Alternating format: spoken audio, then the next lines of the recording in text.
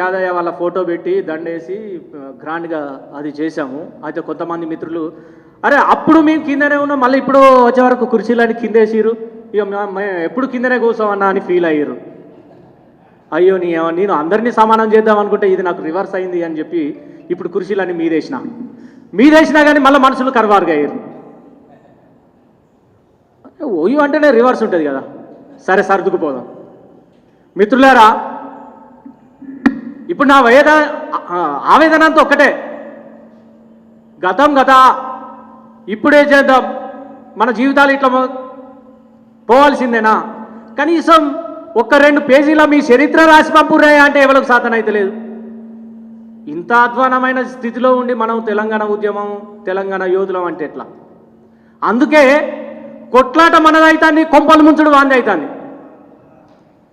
కొట్లాట మనది, రాళ్ళు రప్పలు ఏ దొరికితే కంపలు గీసుకపోతే ఎంత చేసినా కూడా అది ఇంకోగని పాలవుతుంది, కానీ మనకు ఉపయోగపడతలేదు.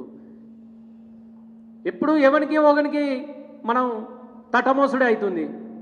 ఇప్పుడన్నా సోయి తెచ్చుకుందాం అని చెప్పి మళ్ళొక ప్రయత్నం ఎందుకు చేయొద్దని ఇంతమందిని నేను కోఆర్డినేట్ చేసుకుంటూ రావడం జరుగుతుంది. ఇది నా ఆవేదన ఎందుకు అర్థమైతే లేదో మిత్రులకు. సరే, నేను ఇన్ని రోజులు ఏమనుకున్నా, ఏ దొంగో దొరో లంగో మంచో అందరం అయితే అప్పుడు ఉద్యమంలో ఉన్నాం కదా, వీళ్ళు నీళ్లు పాలు వేరు చేసి ఎందుకు, అందరినీ కలుపుకోపోదాం, ఒకడొక బుక్క ఎక్కువ తినచ్చు. భాస్కర్ అన్న వినాలి దయచేసి, ఒకడొక బుక్క ఎక్కువ తినచ్చు, ఒకడు తక్కువ తినచ్చు, మనోడే కదా, కలుపుకపోదాం అని అందరినీ కలిపే ప్రయత్నం చేస్తున్నాం మొన్నటి కానీ అప్పటి నుంచి. కానీ మేము అట్లనే ఉంటాం, మీరు ఇట్లనే ఉండరు అన్నట్టున్నది కథ. అయితే ఇప్పుడు చెప్తున్నా, దేనిది దానికే.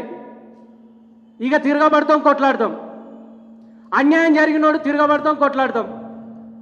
మీరు దొంగలా కలిసిన వాళ్ళని దొంగలే అంటాం. మీకా నుంచి మంది కోసం, మంచి కోసం, ప్రజల కోసం పనిచేసేటోని గుండెలకు హత్తుకుంటాం.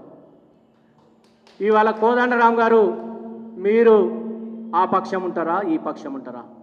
విద్యార్థి నాయకులారా, మీరు ఆ పక్షం ఉంటారా, కడుపు గాలినోని పక్షం ఉంటారా? తేల్చుకోండి అని చెప్పి చెప్తా ఉన్నా. నాతోని ఒక్కడున్నా సరే,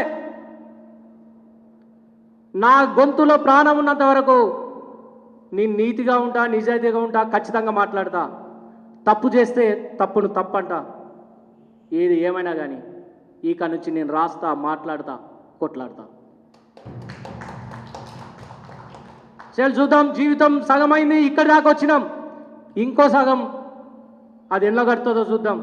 బయట కడుతుందా, జైల్లో కడుతుందా, మీ ఇంట్లో కడుతుందా, మీ ఎక్కడన్నా కానీ. ఇది మన సవాల్. నాతోని దోస్తీ కట్టేటోళ్ళు, కుస్తీ పడేటోళ్ళు చలో రండి. మిత్రులారా, ఈ అవకాశం ఇచ్చినందుకు ధన్యవాదాలు.